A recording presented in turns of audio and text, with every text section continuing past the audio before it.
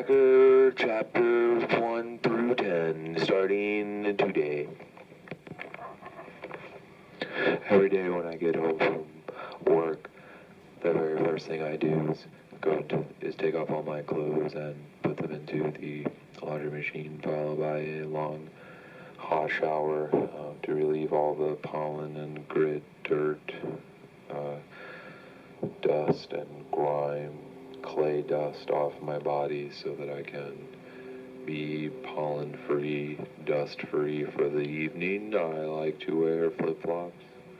When I get home, I find them enjoyable, from wearing 2-pound work boots all day long.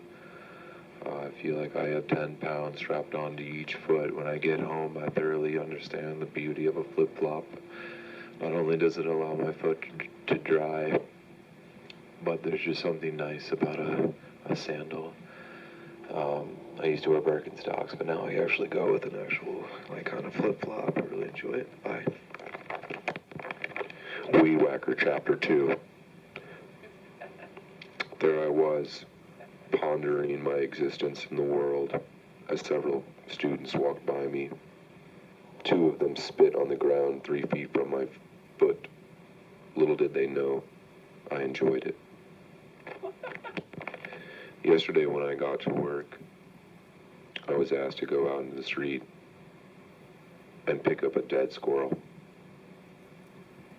I had no problem with this task.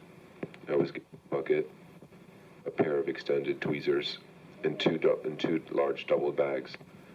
I was told to move the squirrel from the street, double bag it, put the bags in the bucket, and dump the bucket in the trash.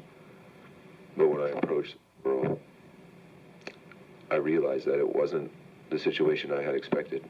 I thought maybe a lumpy squirrel somewhere in the grass with some form left to it. I could put that into a bucket. But this squirrel was run over.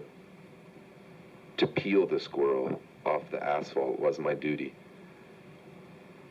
I chose to delegate my duty to my co-worker, Matt, part-time EMT worker and firefighter who cuts lawns with me. He took the tweezers and the bucket and peeled the squirrel off the asphalt. I started to get teary-eyed just thinking about it, and I told him that I'm about to cry now. I can't do this.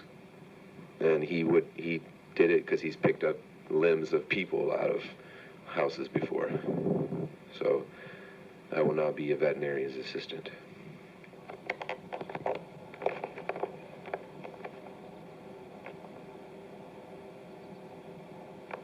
Sometimes as I look through my glasses staring out, the sound of the mower, the hum, the high-pitched hum, vibration, and overwhelming pulsation of the mower as I cut lawns up and down.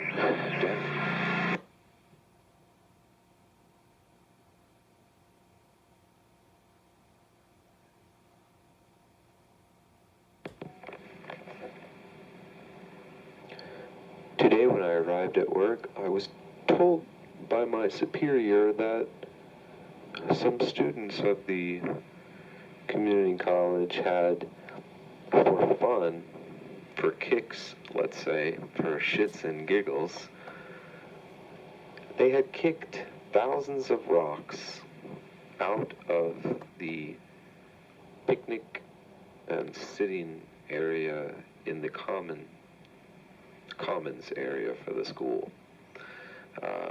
So basically, sometime last night, with a night crew on and security and a million cameras around this school, some kids managed to kick millions and millions of rocks all over the courtyards, down the roads. They're decorative stones, some kind of river rock, slightly grays, panes, gray, several tones scattered over parking meters and beyond into other areas. Long story short, that was my task at 6:45 in the a.m.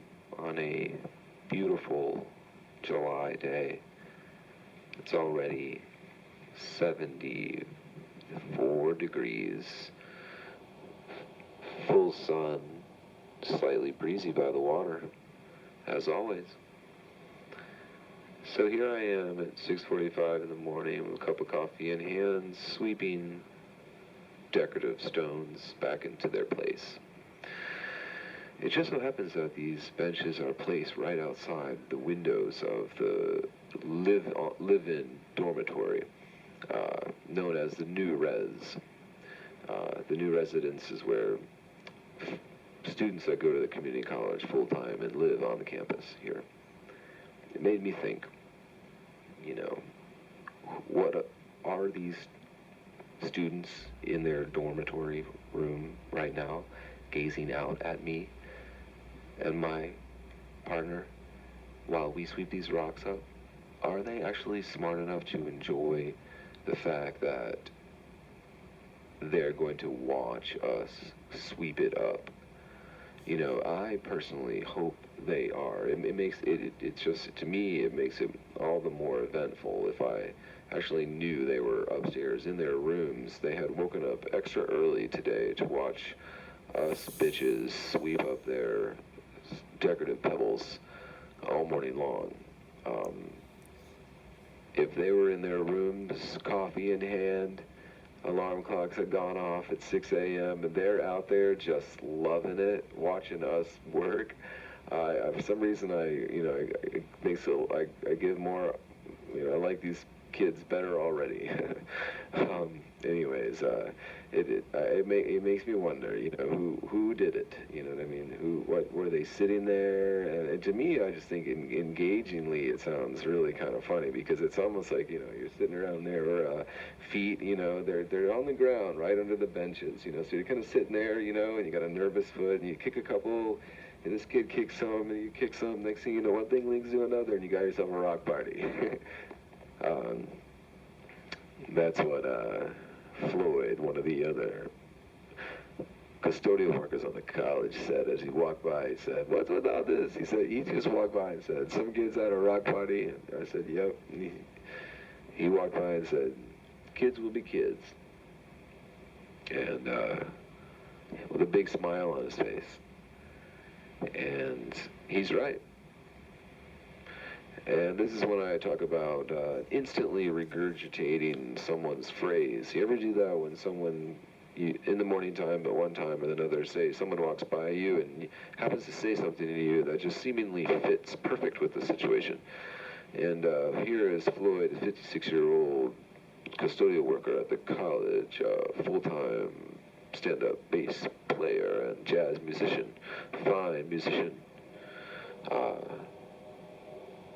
Kids will be kids, having a rock party. Kids will be kids, and that's what I said to somebody else as they walked by and said, "Hey, what happened?" And I said, "Yeah, some kids kick some rocks around." And they said, "Oh, can you believe that?" I said, "Kids will be kids." And I instantly regurgitated that on to the next person. That's awesome. You should totally fucking get a podcast going. Yeah.